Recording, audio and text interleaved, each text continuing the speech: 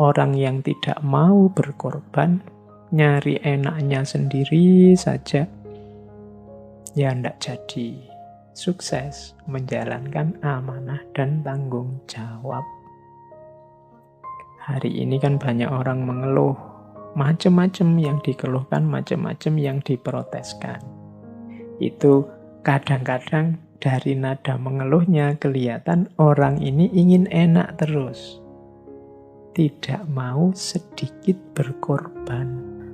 Mbok yo mental kita itu tidak mental yang manja, yang nyari enak, terus nyari seneng terus. Untuk suksesnya ideal-ideal kita ya memang perlu pengorbanan-pengorbanan.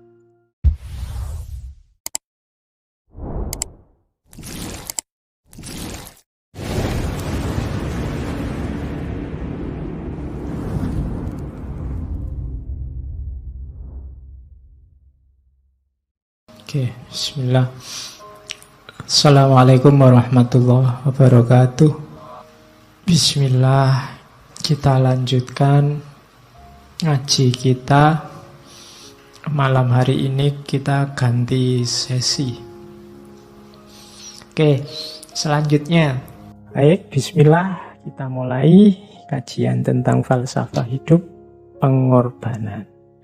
Saya awali dari sebuah quotes yang populer sekali, yaitu nothing great was ever accomplished without making sacrifices. Tidak ada sesuatu yang besar, yang luar biasa akan accomplish, selesai, tuntas, beres tanpa ada pengorbanan-pengorbanan. Teman-teman bisa silahkan baca sejarah orang-orang besar yang melakukan hal-hal besar. Kemudian tolong dicermati pengorbanan apa yang dia lakukan sehingga dia bisa melakukan hal-hal besar itu. Pasti akan ditemukan karena tidak ada orang bisa besar dan melakukan hal-hal besar tanpa ada perjuangan, dan tidak ada perjuangan yang tidak menuntut pengorbanan dalam bentuk apapun. Tidak harus capaian-capaian yang luar biasa seperti mendirikan negara, bahkan mungkin yang sekedar apalah, juara sepak bola kah, atau sekedar meraih gadis impianmu kah, atau semuanya butuh pengorbanan. Tidak ada capaian apapun yang tanpa pengorbanan. Hanya saja mungkin selama ini kita kurang menyelami aspek pengorbanan ini sehingga rasanya berjalan otomatis saja. Kurang strategis, kalau bahasa saya di depan tadi, kita mungkin kurang tahu ilmunya tentang pengorbanan ini. Makanya malam ini ayo kita belajar sehingga pengorbanan yang kita lakukan cocok, pas, tepat guna untuk kehidupan kita. Oke. Berlanjut, apa sih pengorbanan itu? Definisinya banyak, silahkan dibaca ya teman-teman. Harus banyak baca buku-buku, harus meluaskan wawasannya. Jangan hanya fokus di satu perspektif, tapi kalau bisa perkayalah dari banyak perspektif. Malam ini saya tidak membawa definisi khusus dari buku, saya ngambil variabel-variabel dari banyak buku yang mendefinisikan pengorbanan. Dari yang saya dapat tentang pengorbanan ini, menurut saya yang dimaksud pengorbanan itu berhubungan dengan beberapa variabel itu. Kalau di saya itu saya sebut ada 6. Kapan sesuatu itu bisa disebut pengorbanan? Yang pertama ada kesadaran, yang kedua ada memberi atau mempersembahkan, yang ketiga ada unsur berharga atau bernilai, yang keempat ada yang dimiliki, yang kita miliki, yang keenam alasannya, prinsip tertentu atau nilai tertentu, yang kelima, yang keenam tujuannya, biasanya untuk sesuatu yang lebih tinggi. Mari kita lihat satu-satu ya, pelan-pelan, karena kalau agak cepat mungkin menangkapnya agak susah karena kita pakai audio. Visualnya silahkan dilihat di tulisannya. Kalau saya ngomongnya cepet, saya takutnya teman-teman agak kerepotan. Makanya saya ngomongnya agak lambat. Nanti kalau butuh cepet, silakan dicepatkan sendiri. Di rekamannya pastinya. Oke, yang pertama pengorbanan itu kesadaran.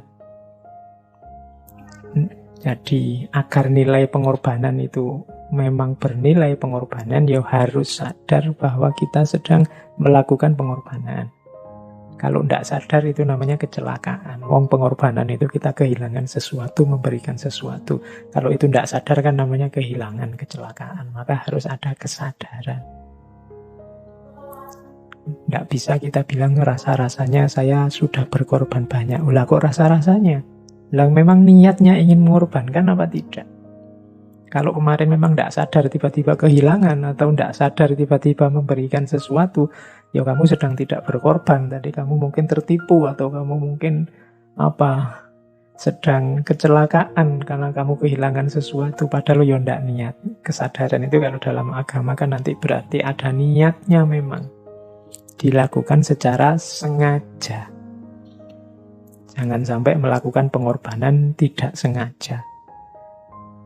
Oke, ya itu uraiannya panjang tapi teman-teman pasti ngerti ya kalau kesadaran. Yang kedua, setelah sadar, aspek kedua pemberian.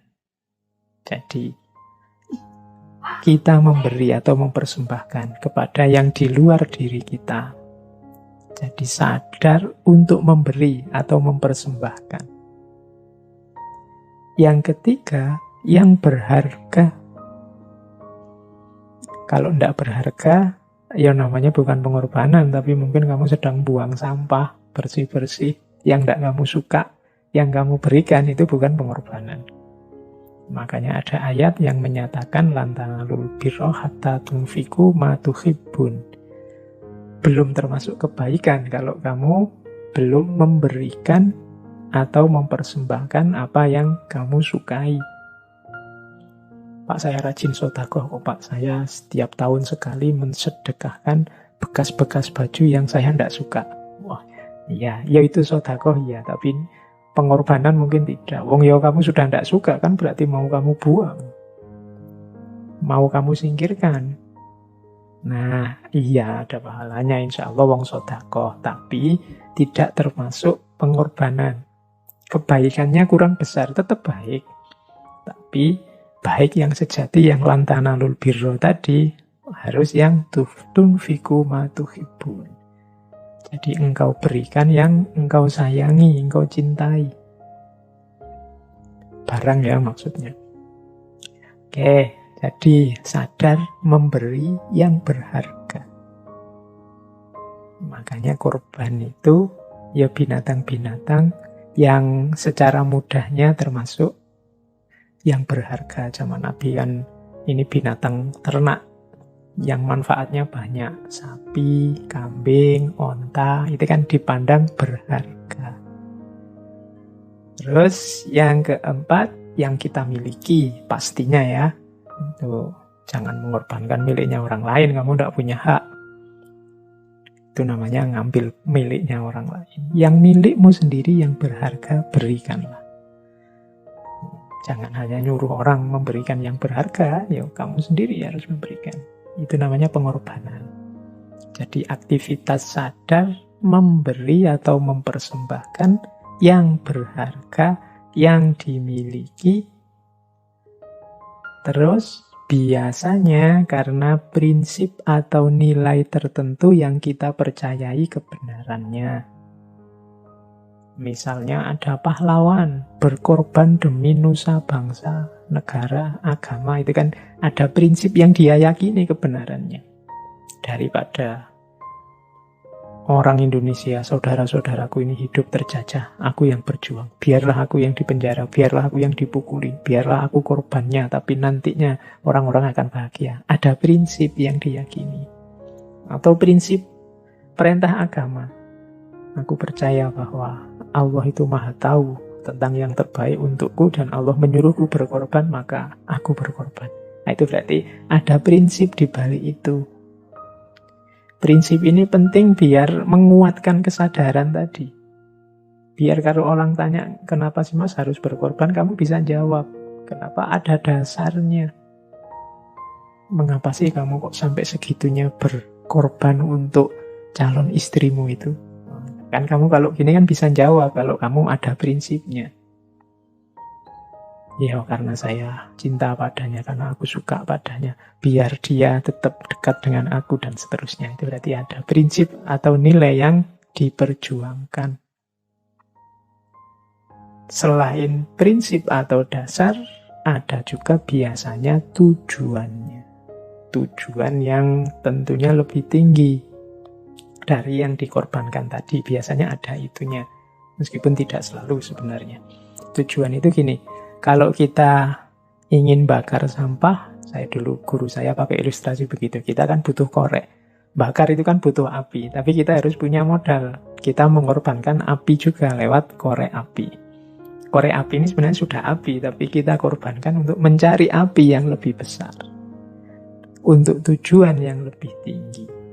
Kita tadi misalnya sama calon istri atau calon suami mengorbankan waktu, mengorbankan tenaga, bahkan mengorbankan modal, uang untuk neraktir, untuk macam-macam. Kamu kan punya target lebih tinggi.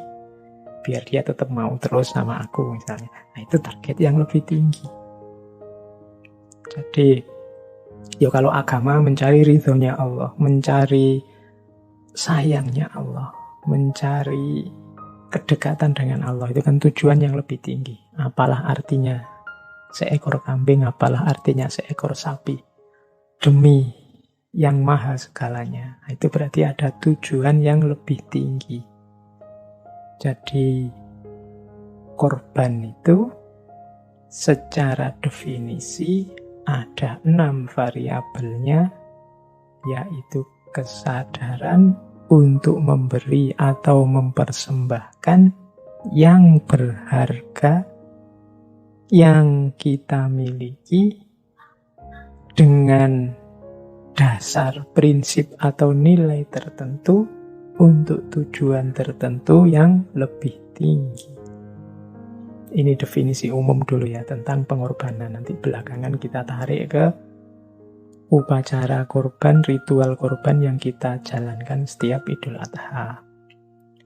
Terus selanjutnya, pengorbanan dalam hidup ini sebenarnya adalah sebentuk sunnatullah. Ayo kita pahami pelan-pelan di mana sunnatullahnya. Diawali dari hakikat kehadiran kita di muka bumi. Allah kan berfirman, afa hasibtum annama khalaqnakum abasa, apakah engkau anggap aku menciptakanmu itu iseng? Kehadiran manusia di muka bumi ini kan tidak iseng, tidak kebetulan, tapi ada tujuannya, ada amanah, ada tanggung jawab yang harus dia jalankan. Yang pertama ini, berarti kita tidak boleh sesuka hati, karena kita mengemban amanah. Kita punya tanggung jawab. Untuk menjalankan amanah dan tanggung jawab ini, kita kan harus berusaha, berjuang, tidak otomatis. Beda dengan semua makhluk yang lain punya tugas masing-masing di muka bumi yang berjalan otomatis. Hewan, tumbuhan, langit, mendung, dan macam-macam itu jalannya sudah otomatis, sudah eksak. Tapi manusia untuk menjalankan amanah dan tanggung jawabnya harus diupayakan, harus diusahakan.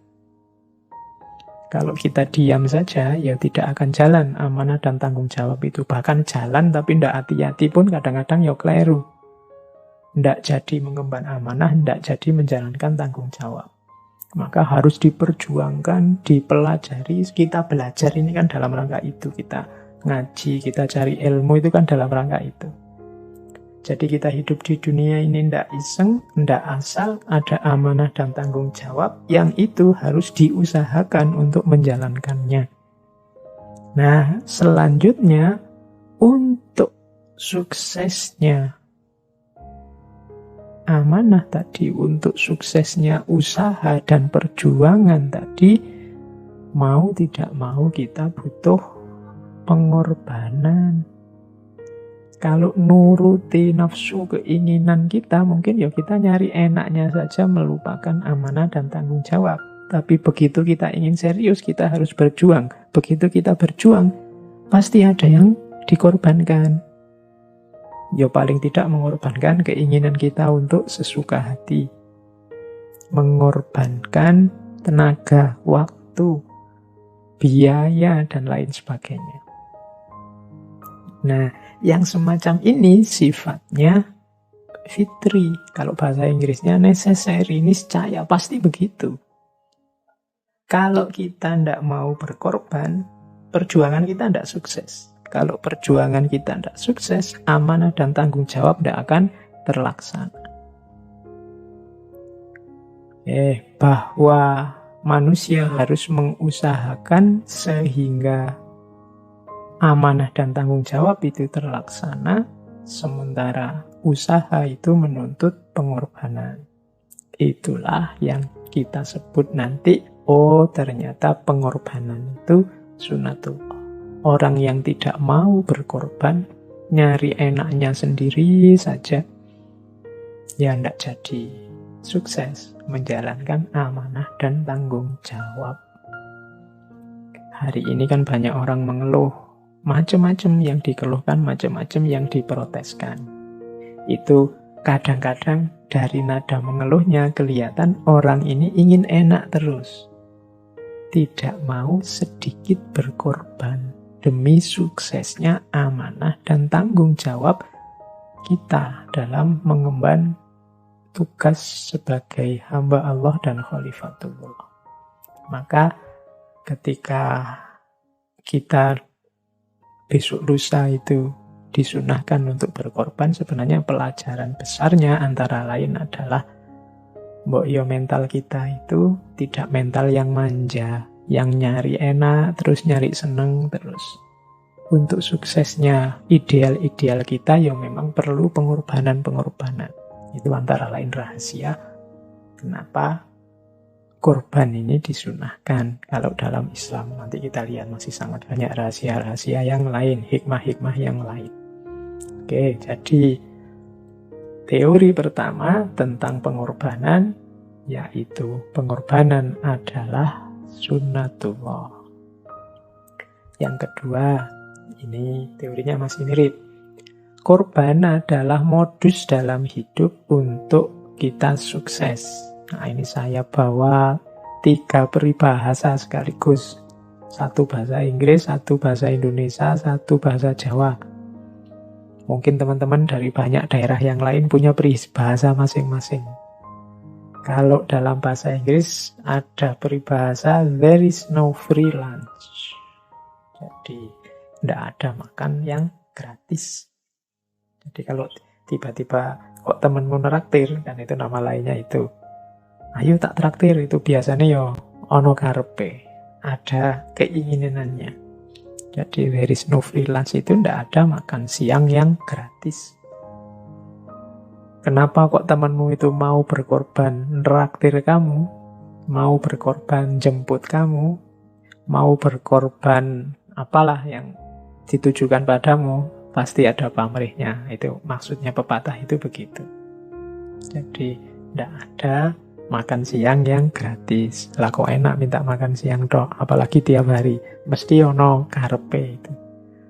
Carilah pasti ada. Itu maksudnya peribahasa itu. Itu menunjukkan bahwa orang itu ya memang begitu. Kalau untuk sampai pada yang dia inginkan pasti ada yang dia korbankan. Ya kalau temanmu tadi ya dengan cara neraktir. Yang kedua, kalau ini dalam bahasa Indonesia, ini sering kita dengar kadang-kadang. Kalau ada orang ngomong, uang bukan segalanya, tapi segalanya perlu uang. Nah, ini saya analogikan tadi pakai korek. Dia butuh modal, butuh ada yang dikorbankan. Maksudnya teman-teman pasti sudah paham, saya tidak harus menjelaskan detail. Ada yang dari bahasa Jawa, jerbasuki mawa beyo. Kesuksesan itu butuh biaya, butuh modal. Tidak bisa nyari enaknya saja. Tidak bisa nyari senengnya saja sesuai keinginan kita. Jadi pengorbanan itu adalah modusnya hidup untuk sukses. Orang yang tidak mau sama sekali berkorban, orang yang hanya nyari enaknya sendiri terus dalam hidup, hati-hati, kemungkinan dia susah nanti suksesnya. Kenapa? Karena kesuksesan itu butuh pengorbanan. Jerbasuki mawa beyo. Apalagi hari ini ya, kalau teman-teman mahasiswa, teman-teman pelajar itu kan sedang galau luar biasa di era COVID ini, karena ada biaya tambahan untuk belajar, yaitu online, butuh kuota. Ada yang pakai Zoom, ada yang pakai Google, itu kan nambah biaya tambahan. Tapi ya situasinya memang begitu. Anggap saja, wong mau ndak mau ya harus kita jalani, diniati saja bahwa itu jihad kita, pengorbanan kita. Semoga nantinya akan lahir kesuksesan-kesuksesan yang menyusul karena rahmatnya Allah, sayangnya Allah melihat jerih payah kita hari-hari ini. Jerbasuki mawa beyo. Saya bawa satu teori, satu ilustrasi dari buku yang judulnya Think and the Tipping Point, karangannya Malcolm Gladwell. Katanya Gladwell, dia ngitung untuk seseorang ini jadi ahli dan sukses di satu bidang, ya ini mungkin hitung-hitungan kira-kira. Katanya Gladwell, seseorang harus bekerja minimal 10.000 jam terbang. Kalau dihitung secara matematika, 10.000 jam terbang itu, kalau kita kerjanya 8 jam sehari, seminggu 5 hari, Sabtu minggunya libur, itu butuh waktu sekitar 4-5 tahun untuk jadi ahli. Oh, ini teorinya silahkan didiskusikan sama teman-teman ya. Sekarang kan banyak ahli dadakan. Ada yang baru baca satu buku, satu kitab, terus merasa ahli. Nah, ahli itu katanya Gladwell tadi dia harus punya 10.000 jam terbang. Berarti 4-5 tahun dia kerja keras mendalami disiplin yang dia inginkan. Itu minimal. Kalau agama ya berarti kamu mondok dulu deh minimal 5 tahun. Itu kalau pakai teorinya Gladwell. Baru lumayan wawasannya. Baru pantes lah kalau disebut ahli. Oke, ya itu cuma ilustrasi. Ya monggo teman-teman di analisis sendiri apa ya. Atau mungkin bagi yang kapasitasnya besar, cerdas luar biasa, ya mungkin tidak butuh 4-5 tahun lah, sebentar bisa ahli. Ya tapi kapasitas yang besar ini. Kapasitas ini kan setiap orang beda-beda. Mungkin ada yang lebih lambat. Karena mungkin disiplinnya susah atau kapasitasnya tidak terlalu besar. Tapi yang jelas tetap butuh kerja keras dan pengorbanan. Inilah modusnya sukses dalam hidup. Terus, nah sekarang karakter yang mendukung. Karakter yang mendukung ini berarti jiwa-jiwa yang mau berkorban, jiwa-jiwa yang dengan sukarela, rela untuk berkorban, itu jiwa-jiwa yang punya kualifikasi tertentu. Punya karakter tertentu yang bisa mengarah ke sana. Yang pertama apa? Orang yang biasanya mudah dan gampang untuk memberikan persembahan pengorbanan itu orang yang jiwanya punya empati.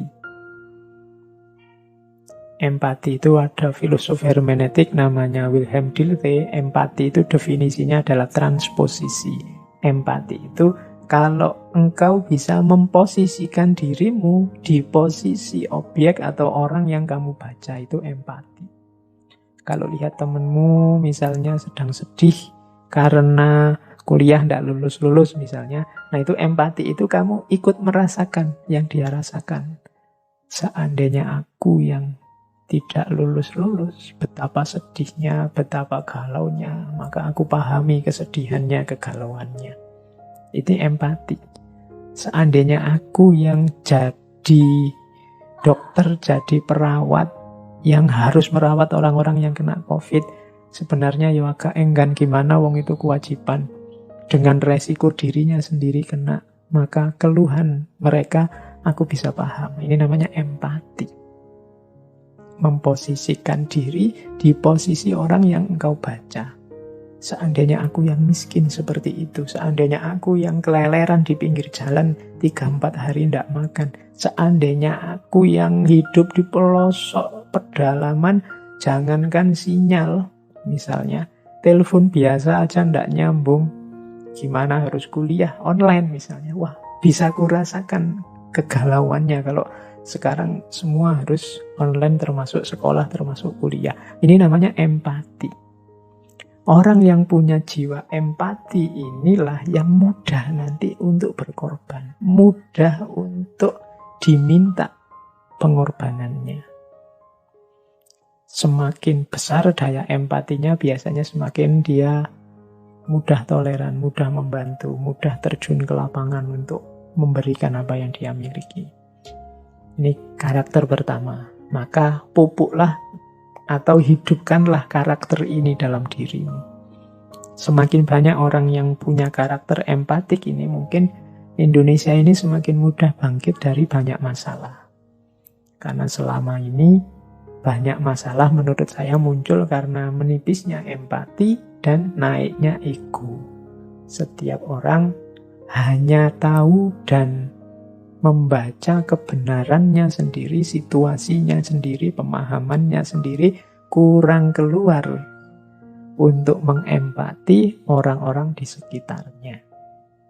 Oke, terus yang kedua, karakter yang mendukung jiwa korban adalah belief on a just world.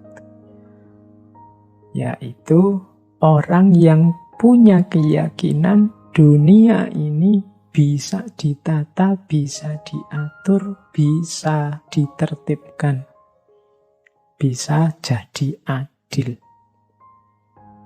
Ini dengan kata lain orang yang berpikirnya optimis. Enggak, iya saya akan berkorban demi orang ini bahagia, demi lingkunganku beres, saya akan capek, ndak apa-apa, asal teman-temanku semua kebutuhannya terpenuhi. Loh, ini kan kalau orang ndak berpikir positif, optimis, susah.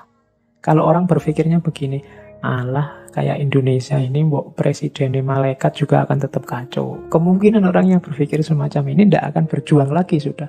Wong malaikat aja nggak ngatasi, apalagi manusia.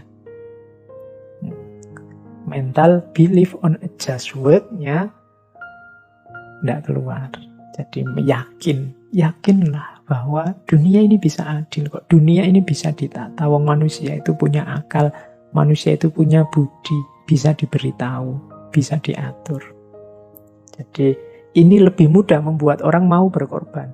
Kita kan males mau berkorban capek-capek, tapi ndak mungkin Indonesia bisa damai, ndak mungkin kita ini bisa tentram, tawuran, ayo wes.